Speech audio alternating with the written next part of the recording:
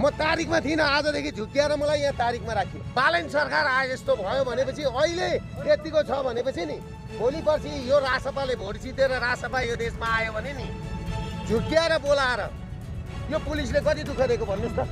हाम्रो आन्दोलन रोकिँदैन, यो चुनाव हुँदैन, यो चुनाव गर्न दिँदैन। यो चुनाव गरियो भने नि हाम्रो देश टुक्रिन्छ। एकपल्ट मर्ने चोला हो भाइ, पटक पटक मर्ने होइन। म यिनीहरू जस्तो नामर्दा भएर मर्नेवाला होइन, मर्ने झुन्डिएरै मर्ने, गोली खाएरै मर्ने, तर नेपाल र नेपालीको लागि।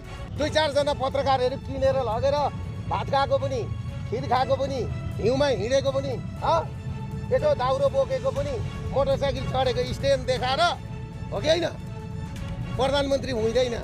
तपाईँको बगर नि झापा 5 मा उभियो भने नि निर्णायक भोट कसले गराउँदो रहेछ त्यतिखेर थाहा हुन्छ क्या।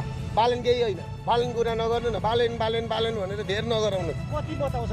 75 जना बच्चा मार्ने स्थितिमा पुर्याउने र सिंहदरबार र सर्व